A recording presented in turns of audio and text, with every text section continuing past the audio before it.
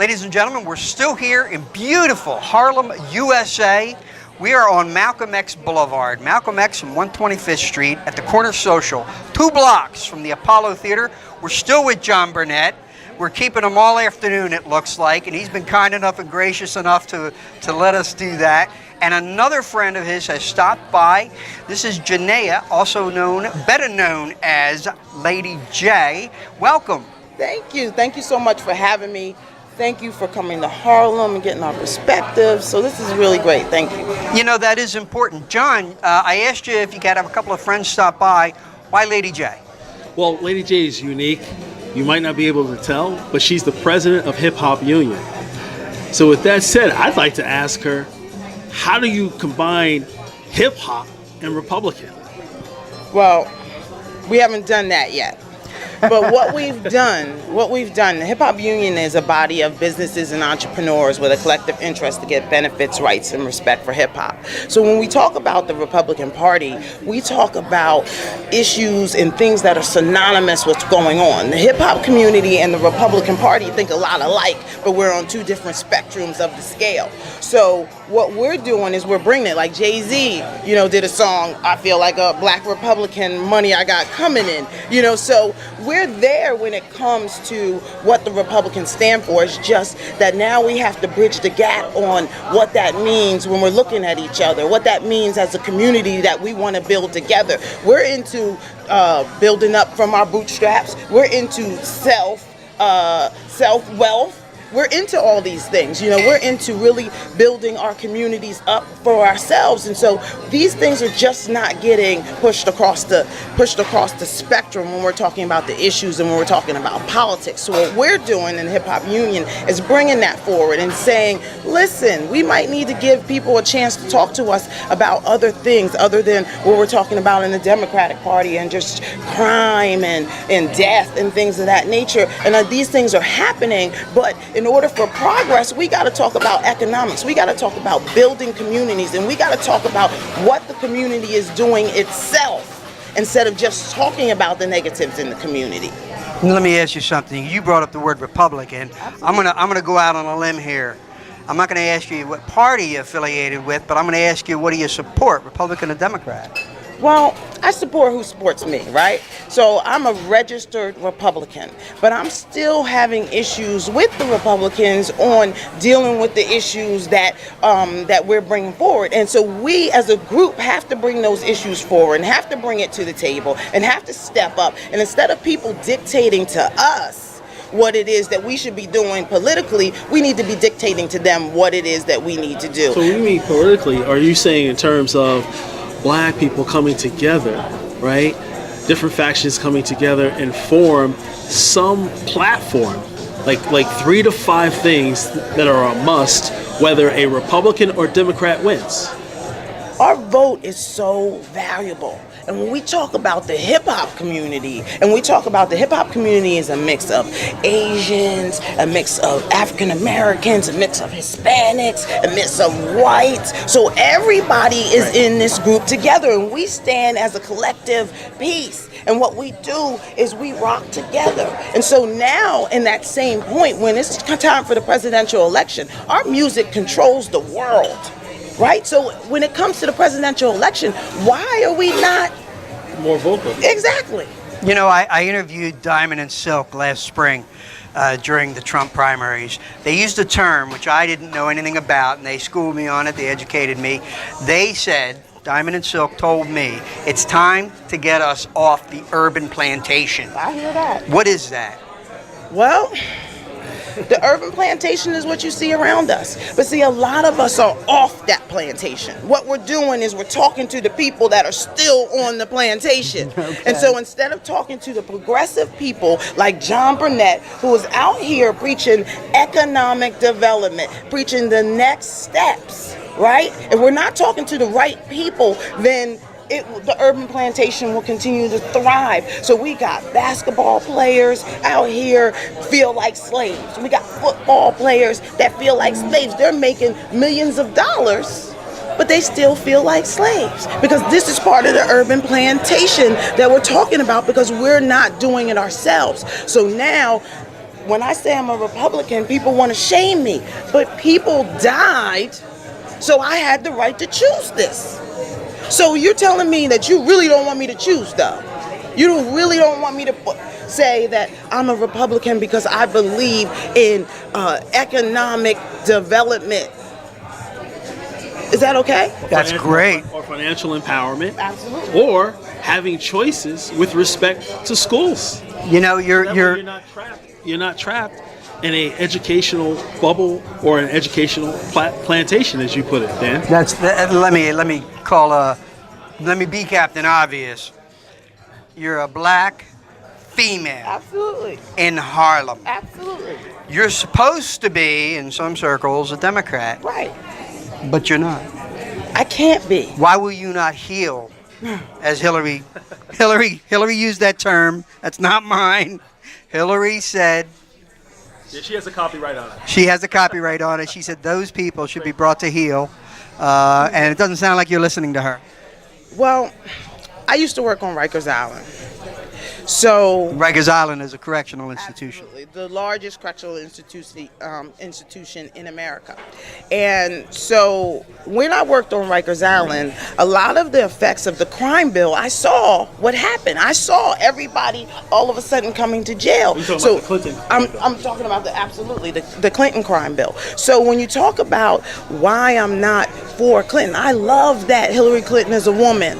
I love that she, her agendas, and I love it to a degree, right? But what we need to be focused on is what's going to happen to our community when you do all these great things.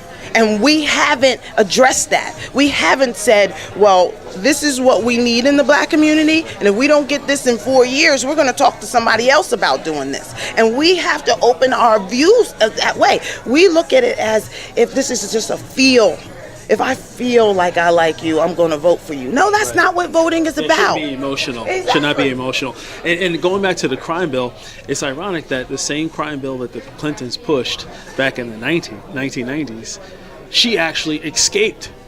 And she's getting a second, third, fourth, and a ninth chance through all the years of corruption. But yet, many people in the urban community, as a result of the crime bill, they don't get a second chance. And we're trying to overlook that. And what are we overlooking that for? Because everybody says Trump is a monster. Trump is a straight shooter. And I can't help but to want to know what somebody really feels.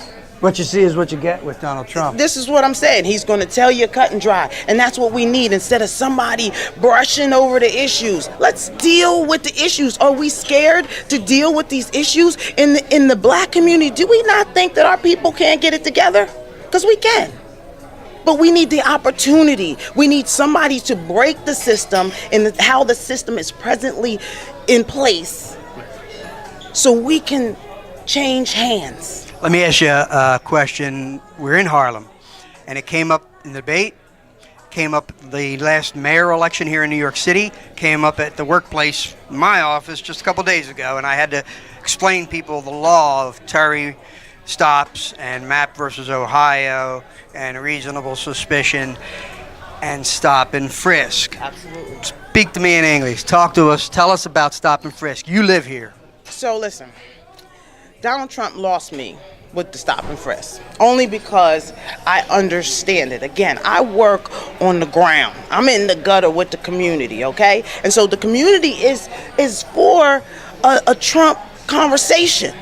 Right? But the stop and frisk really violated people's rights. When I first got to New York in 1993, I got to New York, and it was Giuliani was in office, and so I just got here, and New York was getting cleaned up. So I said to my cousin who lives in the Bronx River Projects, they said New York was really bad, but now it's really cleaned up. And he snapped at me and he said, yes, but I walk out of my house and a cop stops me and I'm just going to the store and I can't get anything to drink without somebody putting their hands in my pockets and saying, what do you got? What are you doing? Where you going? And I can't even get to where I'm going. So if I'm going to work, there's a problem. So it made me really understand that this is deeper than we all might see who don't go through the exchange, who don't understand how to really be successful in this country. So what we need to focus on is we need to focus on not protecting their way of life, but opening up their mindset and saying, this is how you operate in America. I'm a citizen of the United States of America. So that means that I'm covered. But we have to act as if we're citizens of this country. We can't throw the flag and say, now protect me. Now let me ask you this. Stop and frisk was ruled by the appellate court. The application was unconstitutional because it was applied disproportionately. Do you think there's room for a type of stop and frisk so long as it's fairly applied? There's not really room. If it's fairly applied, that means that everybody across the board, all colors, all races, are getting stopped, just like they do downstairs in the subways with the bags. You randomly pick somebody. Well, I don't think it's just only randomly picking. If one community has a high rate of crime, of course, the numbers of stop, actually question, and frisk. Even before you get to the frisk, you have to question, because after you question, there might be no need to frisk. So I think it's a matter of, I think initially it was a great program, but I think over a period of time, it became, I don't want to say a quota system, but by numbers, disproportionately applied. However, I think if there's crime in a certain area over another, naturally there'll be more stop, question, and frisk in that area. But if there's only stop, question, and frisk in one area and completely none in other areas, then I think that's an issue. So I think on its premise or its ideology, I think it's fine, but it's more so the execution of it and the overall governance and transparency of it. I think that needs a lot of work. Right. What do you think about that, Lady J? I'll go with that. I like that very solid point. Let's change what we're looking for, because the objective is correct, right? And we got to understand, and we got to stop protecting this too, because we got to understand in our community, we can't everybody running around with guns and and going to gang wars and going to everything that's going on. We can't have it. To your point, Lady J, it goes back to the platform, doesn't it? Because when you look at what's being proposed from different political leaders and pundits, it might be a mixture of $15 minimum wage, which some believe will actually impact lower skilled labor, the same people that it purports to help. In addition to that, stop and frisk and other things, but those aren't really empowering elements. One is to reduce crime, which we need to focus on. And at the same time, we need to focus on building community and police relations, but also we need some financial empowerment. And how do we get there? Like we talked about earlier, right? School choice, improving education, restoring homes. If I didn't have a 2-parent household, I would have probably chosen a different path. So I think the home structure, education, and learning the financial game, which you said that hip hop is really all about in terms of economic development, owning businesses and real estate in the community, and investing in the stock market. Like the lotto says, if you're not in it, you can't win it. So you have to be in it to win it. What do you think of that, Lady Jane? I think most importantly, like John is saying, we just have to change the conversation, right? We have to change what we're talking about. If we're talking about school choice, if we're talking about economic development, we're talking to a whole different group of people. And so this is where the problem is happening. It's not that we're not doing these things. And this is where the Republicans in hip hop come in. We really need to have a conversation, because you want to invest, you want to build business. We got a ton of entrepreneurs. There's a million Jay-Z's out here. You understand that? Understand the business concepts in business. They just need that investor. And so we'll take care of the other problems if you employ and invest in a group that's really invested in everything that you're talking about. But again, we're talking to the wrong folks. We're talking about the wrong things. If you want it, it's here. We can show it to you. John and I can show it to you. And we are here in Harlem, USA, 2 blocks from the Apollo Theater. Lady J, if Donald Trump were to watch this, what's the one thing you want to say to him? What's the one thing that could happen to help you and he get a better understanding that might make you vote for him come this November? The art of the deal. The what? The art of the deal. The art of the deal. I love it. It was one of my original reads right after Iacocca. But the art of the deal. Talk to me. Talk to me. Talk to the Donald. Well, what we need to do is we need to have that conversation.